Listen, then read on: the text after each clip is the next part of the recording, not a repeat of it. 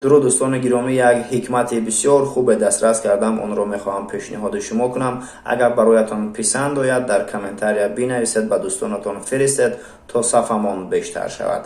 میگویند یک کم بضاعت بود، یک کم بغل بود، از یک حکیم پرسان میشود، میگوید استاد بگوید که برای چی من کم بضاعت هستم، کم بغل هستم. این حکیم میگوید که شما از عالی همتی و سخاوت کار نمیگیرید.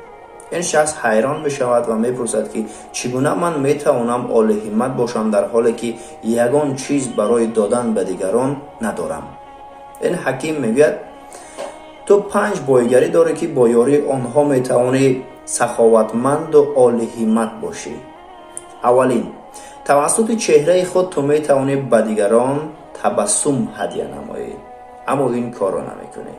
دوم، با چشم خود میتوانی با آدمان با نظر سرشار از مهر و محبت داشته باشی، نگاه بکنی، اما این کار را هم نمیکنی.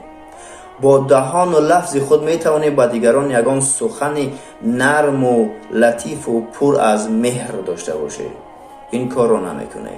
با قلب خود میتوانی با دیگران خوشبختی آرزو نمایی، اما این کار را هم نمیکنی.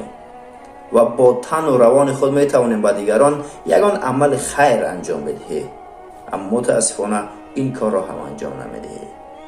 دیده دوستان گرامی، یعنی برای عالی همت، برای سخاوتمند بودن، برای به کسی یک چیزی را تحفه کردن، هدیه کردن، خیر و سخاوت کردن، شرط نیست که ما و شما باید پولدار باشیم، شرط نیست که ما میلیاردر و میلیونر باشیم.